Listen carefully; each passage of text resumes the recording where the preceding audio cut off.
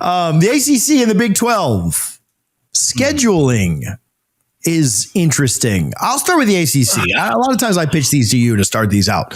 The ACC, considering a 9-game schedule, it seems like they've already voted on that, a 9-game schedule for their 17-team conference. So, of course, that doesn't work. Yeah, well, question, TJ. Hold on. I hate to cut you off already, but the math on that is not real. It's not even, is the math in the room with us right now? It's not a thing. It is incredible how we can get on here. And just when I think we're going to have a week where we don't rail on the ACC, because there really just wasn't a lot to, Miami got a good win this week in the ACC against an admittedly terrible SEC opponent. But just when I think we're going to have a week where we can get on here and not make fun of the ACC, they go and completely redeem themselves, right? As Dumb and Dumber says.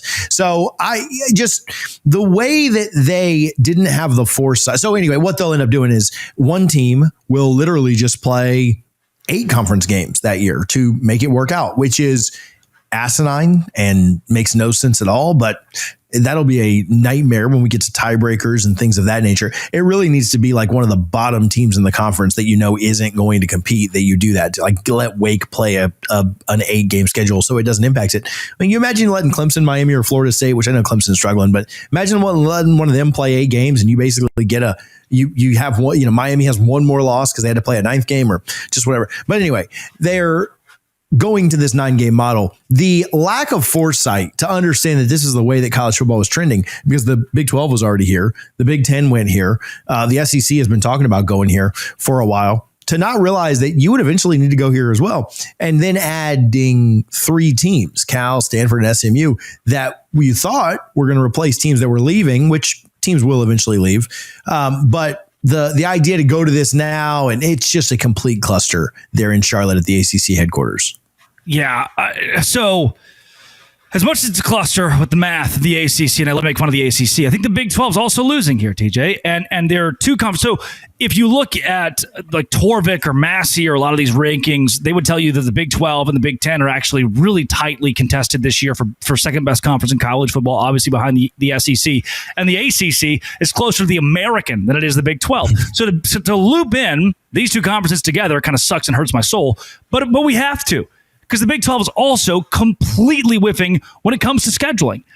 Can anyone in the country explain to me? So Baylor and TCU have played like every year since 1899, which is awesome. We're going to keep that rivalry. But one of the other longest standing rivalries in college football, this is, by the way, from Cyclone Larry, who's one of my favorite Twitter accounts.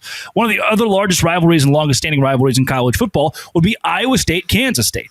What the Big 12 Conference has decided to do, what Brett Yormark has decided to do, and it's one of the very few things I disagree with him on, is to throw out tradition altogether. That's not a protected rivalry. Those 2 teams won't play every year. At least the SEC is going to move to a pod format, where we know that Arkansas is going to get to play Texas every single year. Arkansas can play Missouri, its rival, every single year. Alabama plays Auburn each year. In the Big 12, we have like 4 protected rivalries. And one of them is Arizona State, and they don't give a rat's butt about each other. Kansas State, on the gridiron, hates Iowa State more than they hate Kansas, and we instead made the Sunflower Showdown our big rivalry the Big 12 wants to protect. The fact of this conference, it's the one area where I want to just bend Brett Yormark's ear and say, why are you doing this? It's the one area of our conference where everyone, coaches, fans, administrators agree we should protect the sanctity of rivalries, protect the regionality of college football in the Big 12, of volleyball, of cross country in the Big 12, of whatever have you. Why isn't the concept of the westernmost teams playing each other annually being adopted?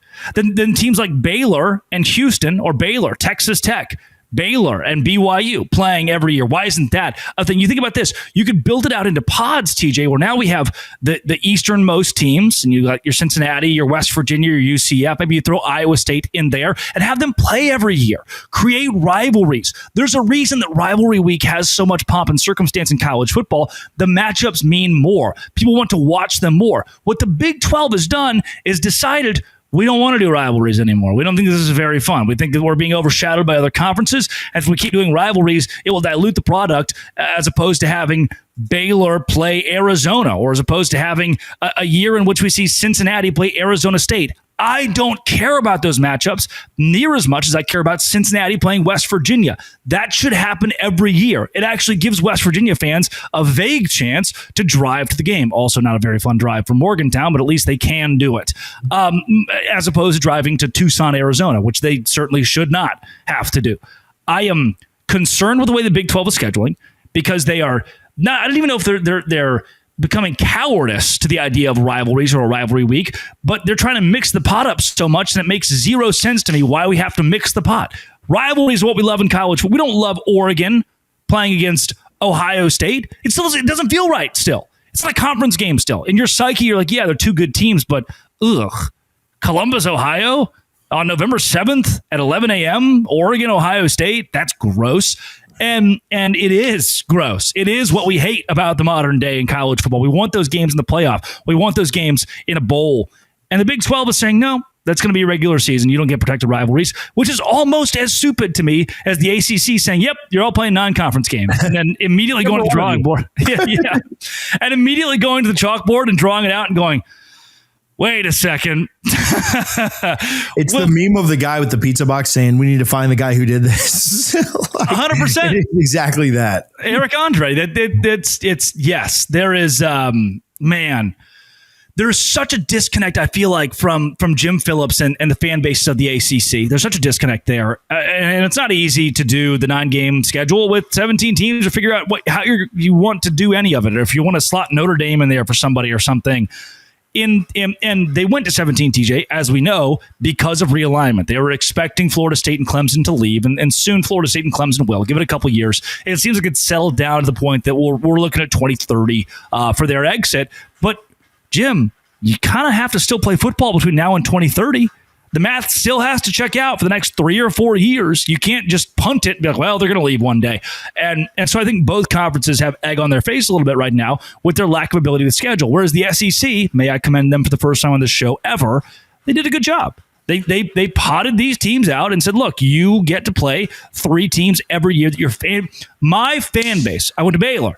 My fan base should expect to play either in Lubbock or in Waco against Texas Tech every single year. And you cannot give me a reason why that should not happen.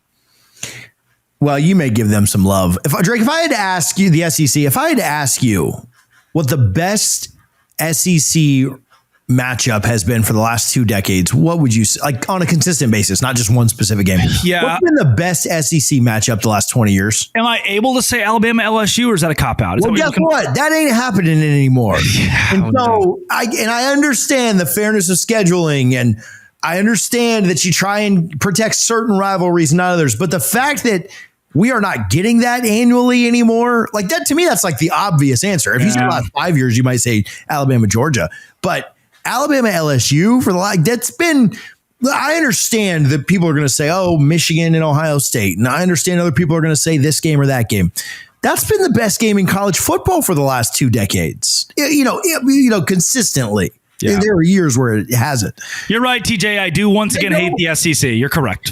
They don't, but the people that run this sport don't care about this sport. That's the problem. Yeah. We can boil that all down to this. Yes, they care about money. They don't care about this sport.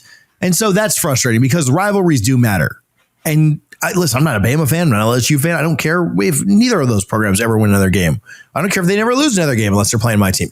But I just, to take that away, it sucks. So I needed some, you were too positive on the SEC. I had to bring it back in a little bit. Bad. So hand up, my bad. Today's show is also brought to you by FanDuel. FanDuel is where I go all fall long. With the NFL kicking off, FanDuel is here for you at FanDuel.com. You can currently place $5 bet. And if it hits, you'll get $300 in bonus bets if you're a new customer. $300 in bonus bets if your $5 bet hits for new customers. Quick, easy, best way to add a little energy to my Sundays. Makes every game more exciting, whether you're watching your team or just keeping an eye on your fantasy lineup. So if you're ready to play, download the FanDuel app now by visiting FanDuel.com to get started. That's FanDuel.com to place your first $5 bet. FanDuel.com. That $5 bet, if it hits, can turn into $300. $300 in bonus bets. Visit FanDuel. Do it today at FanDuel.com.